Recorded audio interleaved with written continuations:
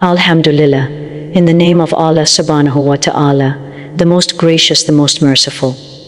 Peace and blessings be upon our beloved Prophet Muhammad sallallahu alaihi wasallam. My beloved brothers and sisters, I want to ask you a deeply personal question tonight. Have you ever laid in your bed, staring at the dark ceiling, wondering how you will pay the bills tomorrow? Have you ever felt a tightness in your chest because the numbers just do not add up? You work hard, you sweat, you sacrifice your time and your health.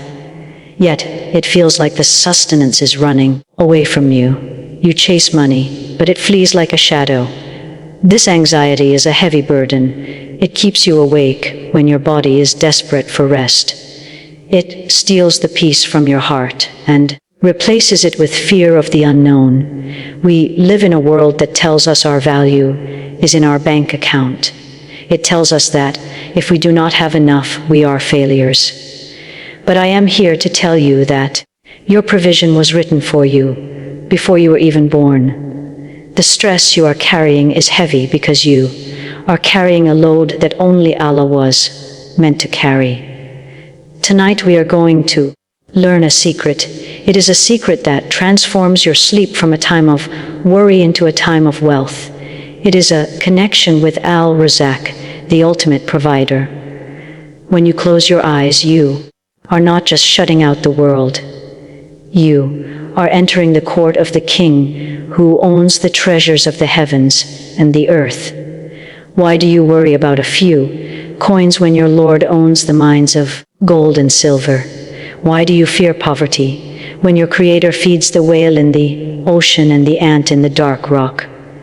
We forget this reality because the noise of the dunya is so loud, but in the silence of the night, you must remind your soul of the truth. Allah Almighty gives us a guarantee in the Holy Quran that should make every heart tremble with relief. He does not say that He might provide. He does not say He will think about it. He gives a promise that includes every single moving living thing on this planet. Allah says and there is no creature on earth but that upon Allah is its provision, and He knows its place of dwelling and place of storage. All is in a clear register. Think about the word used in this verse. It refers to anything that walks or crawls or moves. If Allah has guaranteed the dinner of a tiny insect crawling under the soil, do you think He has forgotten you? Do you think He created you to suffer from hunger or debt? No, my brothers and sisters, the problem is not the supply.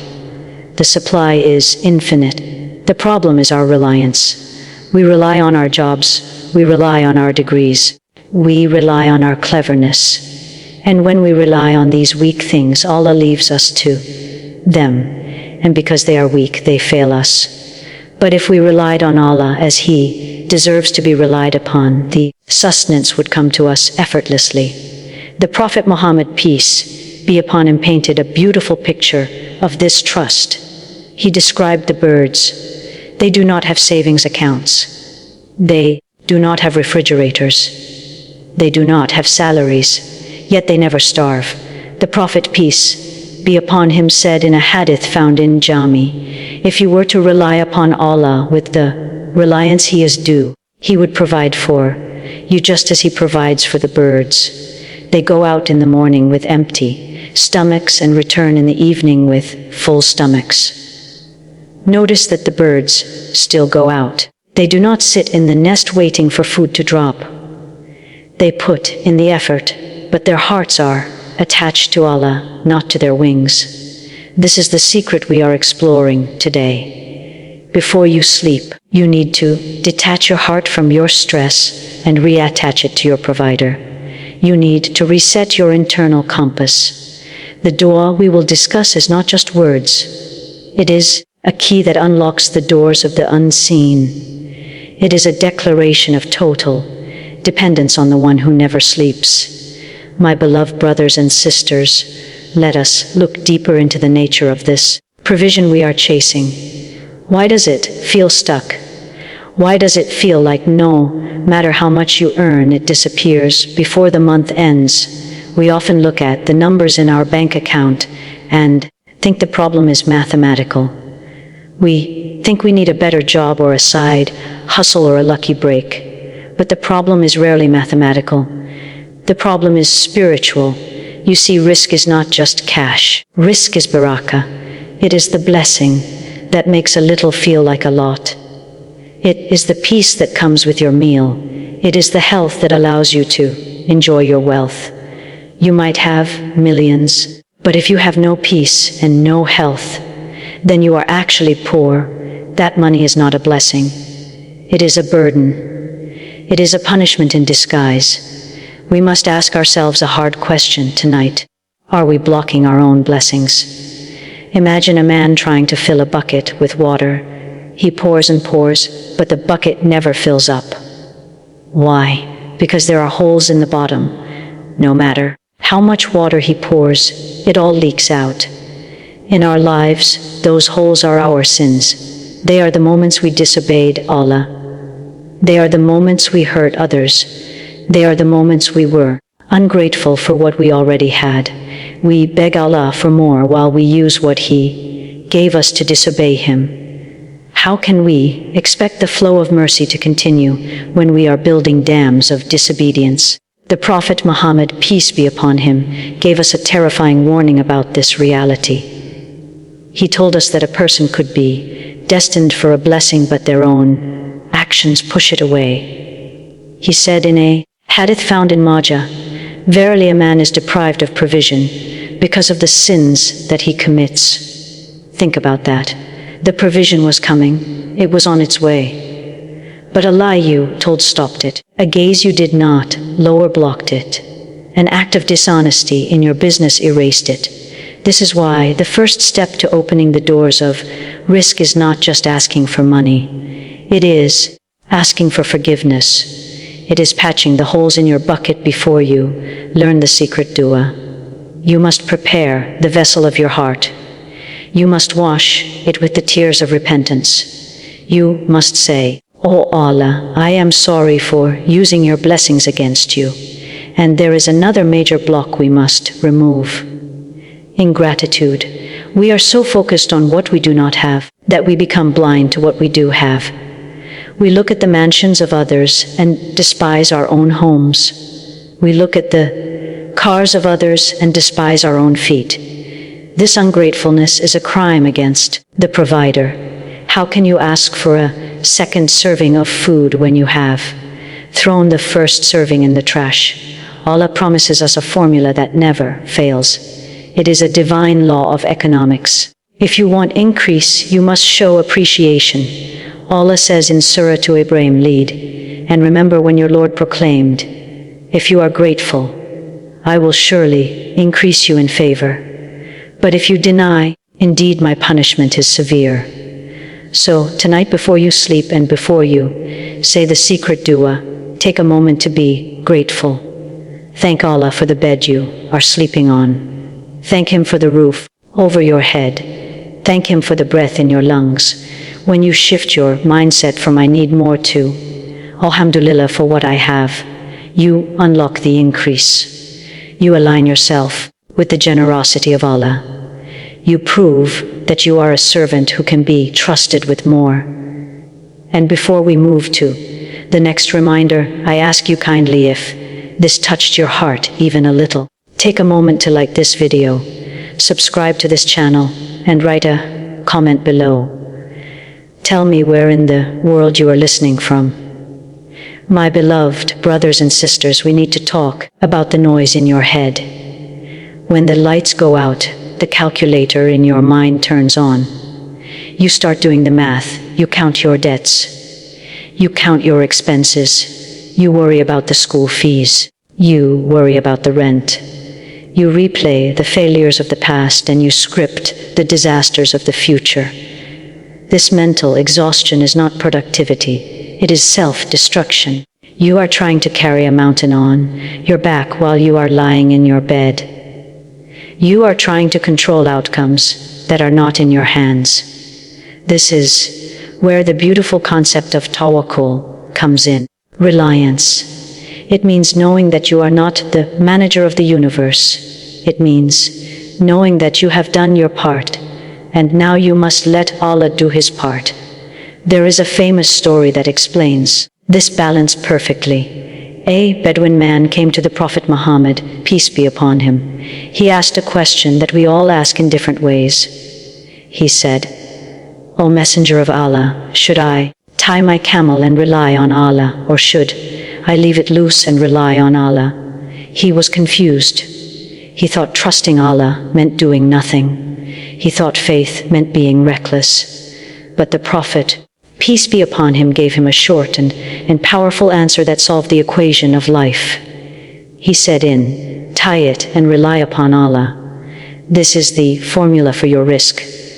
During the day you tie your camel. You go to work. You send the emails. You make the calls. You strive with excellence. That is your duty. But at night, when you lay your head down, you must let go of the rope. You must trust that the one who watches over the camel also watches over you. If you keep holding the rope tight in your mind, you will never sleep. You will never find peace. You have to say, "Oh, Allah, I tied the knot. I did my best. Now I leave the safety of my sustenance to you." Allah Almighty promises a specific type of provision for those who master this reliance. It is a provision that comes from places you cannot even imagine. It is a check in the mail you did not expect. It is a discount you did not plan for. It is a sudden opportunity that changes your life. Allah says He will provide for him from where he does not expect. And whoever relies upon Allah, then He is sufficient for him. Sufficient for him. Think about that. If Allah is sufficient for you, what are you afraid of? If the King of Kings is backing you, who can bankrupt you?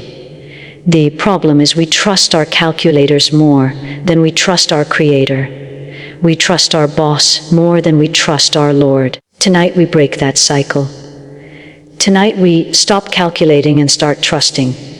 We stop looking at the closed doors and start looking at the opener of doors. When you sleep with this level of reliance, you wake up with a strength that the world cannot shake. You wake up ready to receive because your hands are not clenched in fear but open in faith. My beloved brothers and sisters, we have now prepared the vessel. We have cleaned our hearts with repentance. We have filled them with gratitude. We have tied our camels with trust.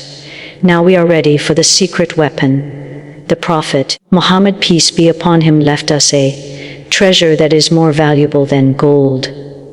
He gave us a specific chapter of the Quran that is known as the Surah of wealth. It is the Surah of protection from poverty. Many of us recite different things, but we forget this specific prescription from the best doctor of the heart. This secret is Surah. It is the 56th chapter of the Quran. It is not long. It takes about 5 to 10 minutes to recite, but its impact lasts a lifetime. The Prophet, peace be upon him, explicitly mentioned its power in a hadith recorded by him. He said, "Whoever recites every night will never be afflicted with poverty. Never be afflicted with poverty." Just imagine that guarantee coming from the lips of the truthful one. Imagine going to sleep every night, knowing that you have placed a divine shield over your home.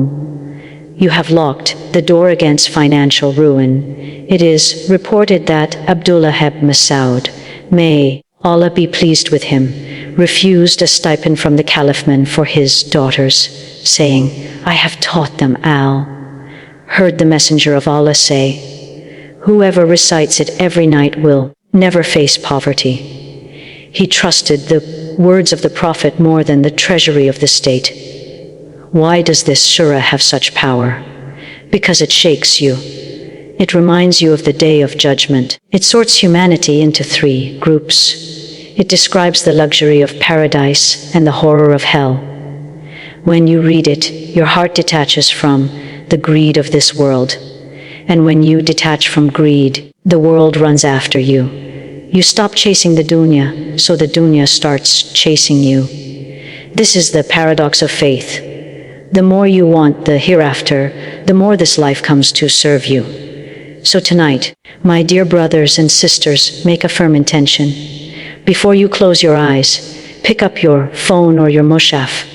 Do not let the shaitan tell you, I am too tired, or I will do it tomorrow. Those 5 minutes could be the difference between struggle and ease. Read surah with reflection. Let its verses wash over your soul. Let it remind you that Allah is the one who brings down the rain and grows the plants. He asks you in the surah, do you create it, or are we the creators? When you acknowledge His power, He releases His provision. My beloved brothers and sisters, we arrive now at the final jewel in this crown of sustenance. We have purified our hearts. We have anchored our trust. We have committed to the recitation of the Quran. Now we must seal the night with the specific words of our messenger, peace be upon him. You might think your debt is too big. You might think your bills are too high. But listen to what the Prophet, peace be upon him, used to say when he laid his blessed body on the bed. He did not worry. He did not complain. He called upon the one who holds the keys to every treasure chest in existence. In a profound hadith found in Sahih Muslim, it is recorded that the Prophet, peace be upon him, would say a specific dua every single night. He would call upon Allah as the Lord of the heavens and the earth. He would acknowledge Allah as the one who splits the seed to create life. And then he would make 2 specific requests. He would say, discharge our debt and enrich us from poverty. Foreign speech. O Allah, Lord of the 7 heavens and Lord of the magnificent throne, our Lord, and the Lord of everything, splitter of the grain and the date stone, revealer of the Torah and the Gospel and the criterion, I seek refuge in you from the evil of everything you seize by the forelock. O Allah, you are the first, so there is nothing before you, and you are the last, so there is nothing after you. And you are the most high, so there is nothing above you. And you are the most near, so there is nothing below you. Discharge our debt and enrich us from poverty. Imagine the power of this request. You are asking the one who was there before time began to handle your financial stress. You are asking the one who will remain after everything perishes to secure your future. When you say discharge our debt, you are handing the file of your loans to Allah. You are saying, well, I am weak, but you are strong. Take this burden from me. And when you say enrich us from poverty, you are asking for the dignity of self-sufficiency. So my dear brothers and sisters, here is your plan for 2026. Do not let this just be a video you watched. Let it be the lifestyle you live every night. Spend 5 minutes. Repent for your sins to patch the holes in your bucket. Thank Allah for the blessings you have to increase the flow. Recite Surah to protect your home from poverty. And finally, whisper this powerful dua with tears in your eyes and hope in your heart. If you do this, I swear by the one who raised the sky without pillars, your life will change. The anxiety will vanish, the doors will open, and you will see provision coming from places you never even looked at. Let us raise our hands together right now and ask to write a new destiny of wealth and peace for us all. O Allah, suffice me with what you have allowed instead of what you have forbidden, and make me independent of all others besides you by your bounty. O Allah, I ask you for guidance, piety, chastity, and self-sufficiency. O Allah, forgive me, have mercy on me, guide me, grant me health, and grant me provision. Our Lord, give us in this world that which is good, and in the hereafter that which is good, and protect us from the punishment of the fire.